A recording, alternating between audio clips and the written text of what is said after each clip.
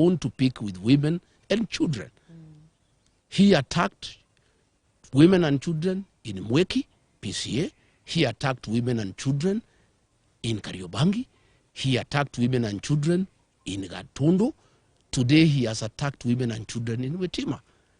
William Ruto, we had thought that you have changed your bad habit of killing women and children in church. Apparently you have not changed. You have even become more vicious as president, because now you have power, you have the police, and you have everybody to back you up.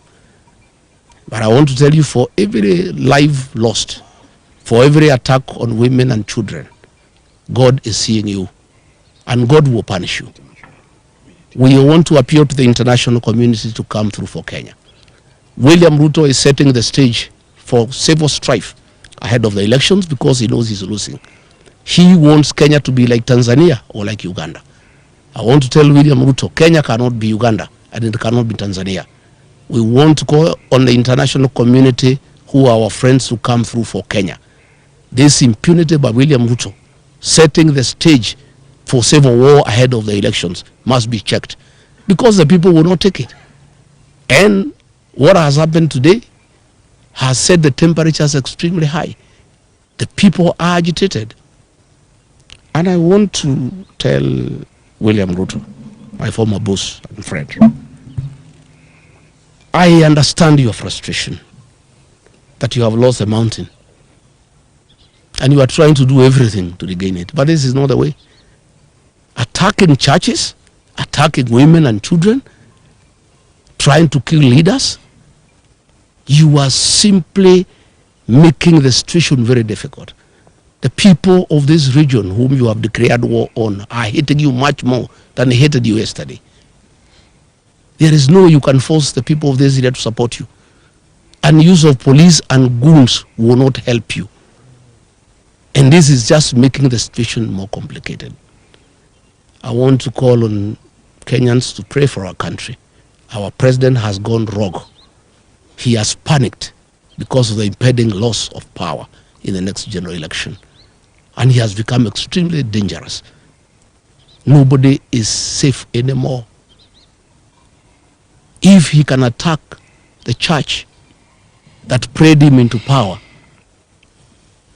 I think he has gone rogue. And this is totally unacceptable. I've seen a lot of nonsense by government bloggers trying to say that we can stage manage our own attack. Where can we get access to tear gas? Is it sold in a supermarket or in Gikomba? Where do we get access to AK-47 assault rifles? Where do we get access to government land cruisers? Where do we get access to police uniform? We can't. And Kenyans are not foolish. I know that is the narrative they have been trying to do to bring so that they can arrest my supporters and my security and try to blame them. But today's happening is recorded. The vehicles are there. The policemen are there. The ones in uniform, the ones in civilian. It's all recorded, the tear gas canisters, the cartridges. Please, Kipchumba Murkomen, don't play around with the minds of Kenyans. Just make a decision. If you want to make this country ungovernable, well and good. If you have decided to use the police to kill, go ahead. And I want to invite the members of the National Security Council outside William Ruto, Kithure Kindiki, and Kipchumba Murkomen. Those three have stopped thinking, and they really don't care about the security of this country. I want to ask the Chief of Defense Forces, the IG, the Director General of NIS, to sit down President William Ruto and tell him that if Rigathi Gachagua is assassinated or injured, there will be turmoil in this country, and there will be instability in this country, and what he is doing is wrong, and somebody must talk some sense into the president. And there is no way he can be president by force. He was elected into office as a very popular president. He has goofed by doing all the wrong things and antagonized the people of Kenya.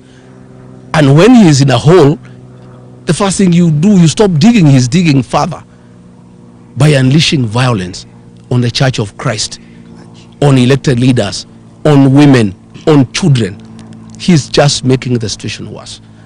I'm told they are very bitter that I talk to the people of northeastern Kenya and enlighten them that their suffering have nothing to do with the marginalization, but misuse of public funds and lack of accountability by their own leaders.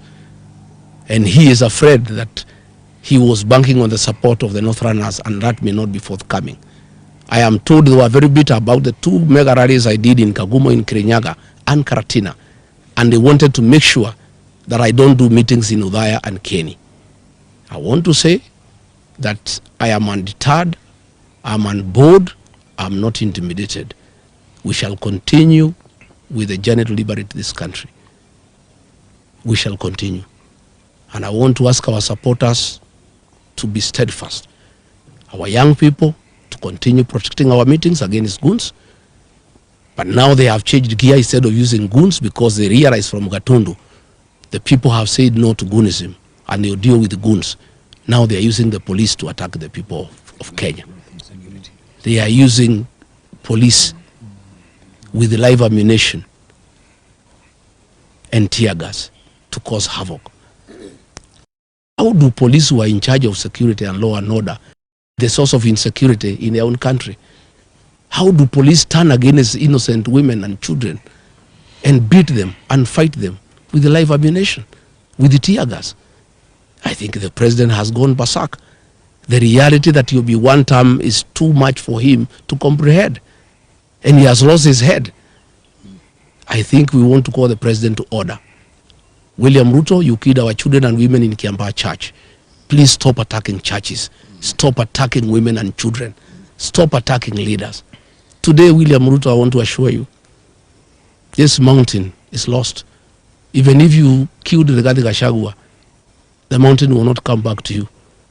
It will even be more difficult for you than it was when I'm alive. Even if you injure me or you injure these leaders, the mountain gets away from you every day. The more you fight us, the more you unleash violence on us, the more you attack our churches, the more you attack our women, the more you attack our children, the more the mountain distances itself from you.